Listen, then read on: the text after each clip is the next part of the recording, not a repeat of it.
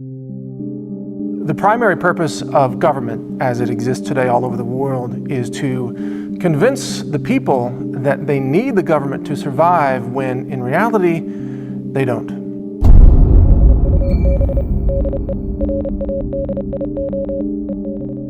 Government is a parasite on an economy. It lives off the backs of the workers and the taxpayers, but it has to convince those taxpayers that they need government to survive. Basic human needs have been met for a very long time, so there is no person that actually needs the government to survive anymore. The big point is that today governments exist primarily to create problems so that they can demand their continued existence to solve those very problems. And then they get elected by promising people that they will solve the problems that they created in the first place. For example, the subprime mortgage catastrophe was created by government. Government forced banks to make home loans to borrowers who could not afford the mortgage payments. And so it was inevitable that that subprime house of cards would collapse. And it destroyed several banks. It destroyed hundreds of billions of dollars in wealth. And it put millions of people in a desperate situation. Many of them were then suddenly homeless. And then government comes along and says, well, we'll help you people that were devastated by this market crash. Well, government caused the problem in the first place. It's just like everything else government does. It creates a problem. And then after people are devastated by the problem it creates, then it sweeps in and says, well, we'll help rescue you. If government had just done nothing from the get-go, everybody would have been better off. And if you look at people running for the presidency right now, for example, in the United States, take Hillary Clinton. She's promising to solve problems that her own party has created. The Democrats have been running America for the last 7.5 years, and they've had virtually no opposition, and they've been able to pass almost every law they wanted and push every agenda they wanted, and yet Hillary Clinton is running on this obscenely bizarre platform that things are horrible in America and she's the one who can make them better. Well, you have to ask the question, how did things get so horrible in America? How did race relations get so bad? It was because of the policies of the Obama administration that created the racial animosity and the disconnect from racial unity that could have been possible. But this government scam goes back way before the Obama administration in America. You've got the Bush administration. They decided that the benefit to them would be so great in terms of consolidating power that the loss of American lives, 3,000 plus lives on September 11, 2001, was in their minds worth that sacrifice. After all, they weren't dying. It's the citizens who were dying, but they, the Washington elite, were actually winning. They were gaining power. They were accomplishing what they set out to accomplish, which was to convince the American people that they need big government to protect them from this terrorism boogeyman that they created in Washington. Look at the Obama policies. They've been disastrous for the U.S. economy. You've got now almost 50 million Americans on food stamps, and you have something like 93 million Americans that are unemployed and not working. So you've got large-scale unemployment. You've got the Obamacare mandates forcing people out of jobs. Their hours are being cut. Their positions are being cut. They're being fired and laid off and replaced with foreign workers. This has all been deliberate because it destroys the middle class, which was a more self-reliant, independent class of voters and independent thinkers.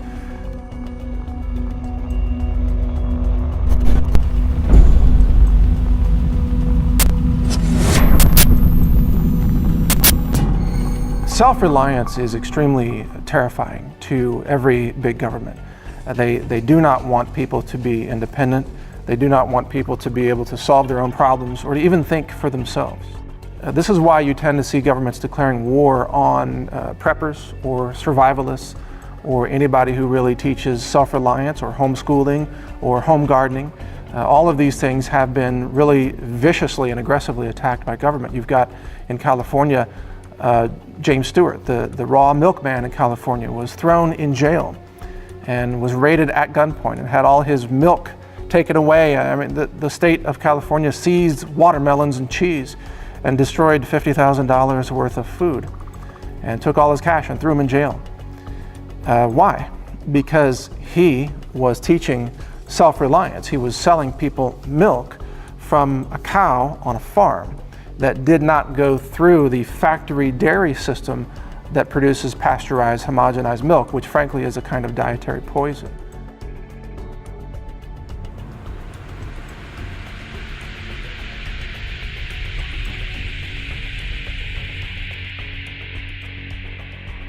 What you see in governments all around the world is a desire to use food as a weapon or a tool of control, a leverage point to manipulate people, to reward those who are politically obedient and punish those who are in opposition to the current regime in power.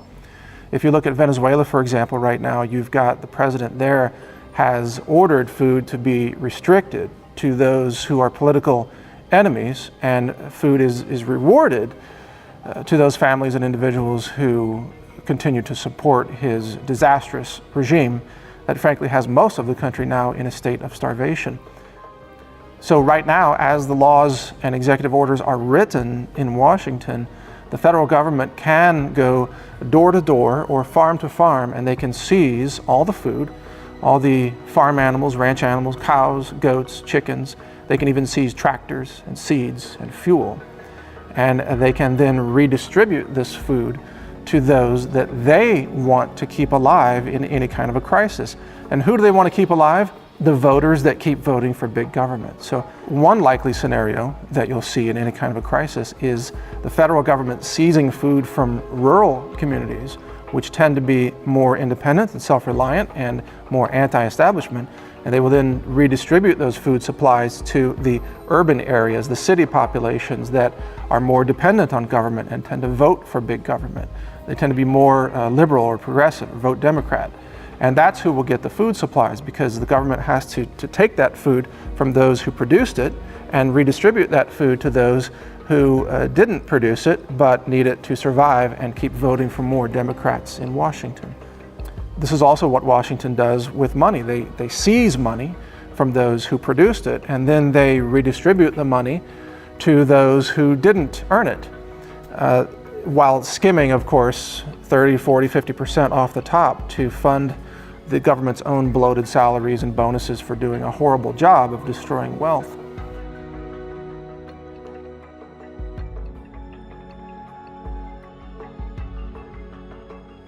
This is how governments really work today. They are parasites on society. They use coercion, threats of force or threats of taking away your freedom or threats of occupying your land, seizing your property, seizing your bank account in order to take things from you that you have produced and then give those things to someone else who did not produce them but is an obedient voter to politically support the government regime in power.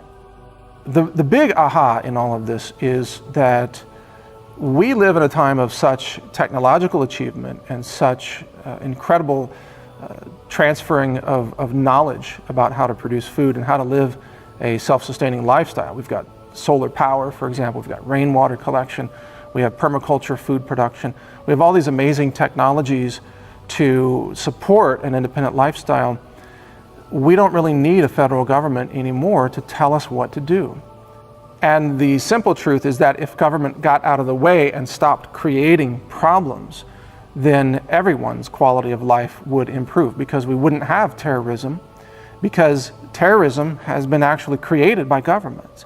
We wouldn't have poverty in society, because poverty is created and sustained by governments.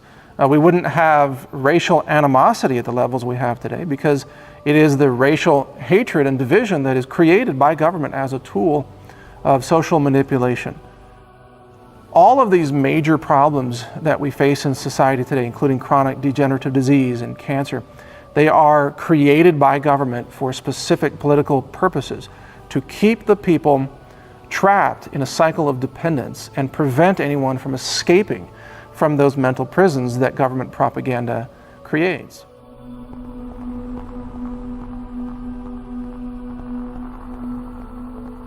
As a metaphor to this, consider a rancher with a ranch full of cows. Now, those cows are controlled and they're exploited in essence by the rancher Their lives are sacrificed for the profit of the rancher, and the cows don't realize that they're being led to slaughter at some point. If they actually had the presence of mind to wake up and realize that, they could physically rise up and they could win their freedom, so to speak, but they don't. The farmer keeps them occupied, keeps them well fed, keeps them in the dark about what's actually going to happen to them one day, and doesn't really inform the cows what their purpose is on that ranch. Metaphorically, much the same could be said about citizens in a country like the United States. The government sees you as really a tax farm. It sees the citizens as really farm animals to be controlled, exploited, manipulated, and then lied to about their real purpose and how they are really only there to give more power or profit or control over to the system that rules over them. And at the same time, the government does not want the human cattle or sheeple, if you will, to ever really wake up and realize that if they only got together, even a small percentage of them, they could rise up and they could take over the system. They could win their freedom. They could kick the crooks out of Washington. They could revolt and succeed in it if they only got together and decided to do it, decided to win back their freedom.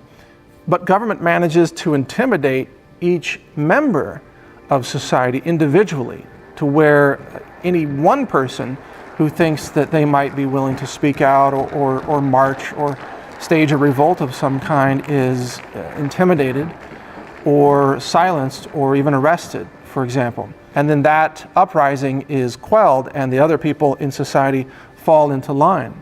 And this is how it works in a zoo or in a farm or in human society. It's all about the totalitarian regime that's in control, using intimidation and deprivation of liberty and coercion to keep everybody in line while they are living as parasites off the backs of the workers and the taxpayers.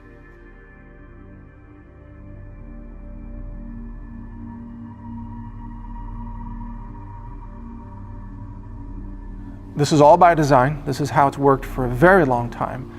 The only thing that's really changed is the vocabulary. We used to have kings and queens. Well, now we have presidents and secretaries of state. The king used to own your land, and you would work the land and you would turn over what you earned to the king. And now you pay property tax, which is really a form of rent. You're really leasing land from the government. You don't really own anything. You're paying rent constantly, year after year, and if you stop paying the lease fees, in other words, the property tax, on property that you think you own, you will find out very quickly that the government actually owns it, because they will come and bring men with guns to kick you off of your land and seize it and force the sale of that land in order to satisfy their demands on your leasing fees.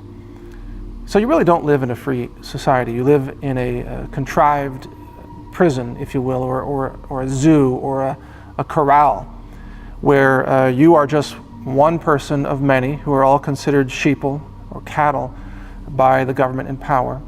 And your only real function in this society is to vote for them so that they can justify their existence and create the illusion of democracy when they actually run totalitarian regimes that function based on coercion, propaganda, and manipulation of public sentiment.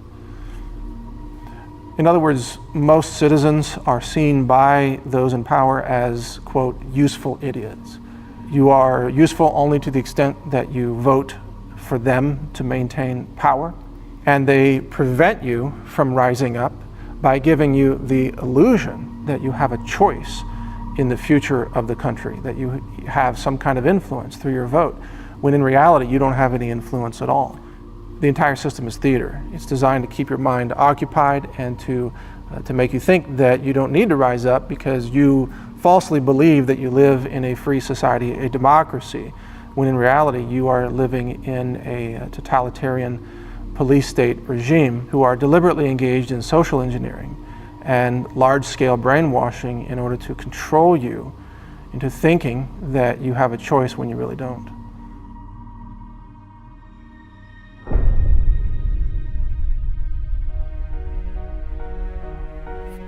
So what can you do as an individual to escape this prison for your mind? Well, one of the biggest things is to start thinking for yourself, which means you must discount everything you hear from any official source, which includes the White House, the mainstream media, any government official. They are deliberately lying to you or distorting things or keeping information from you. They are putting forth false narratives, fairy tales, cultural myths, if you will, to keep you trapped in this system of coercion and control.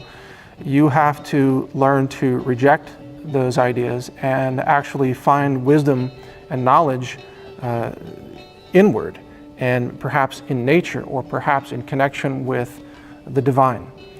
You need to go beyond the political apparatus of society in order to get your information, knowledge, wisdom, and inspiration for the choices that you make in your life.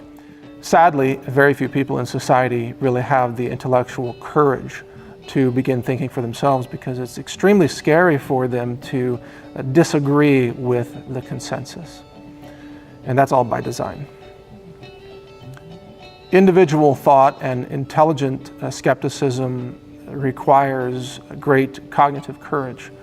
And it's something that you're not born with. It's something you have to invoke and really demand in your own life, and then learn to practice that on a daily basis. And once you do that, you'll start to see the world in a whole new way. And you'll begin to see through the propaganda, and you'll have a much greater understanding of your role in this world and how you can actually live as a free citizen in an unfree world.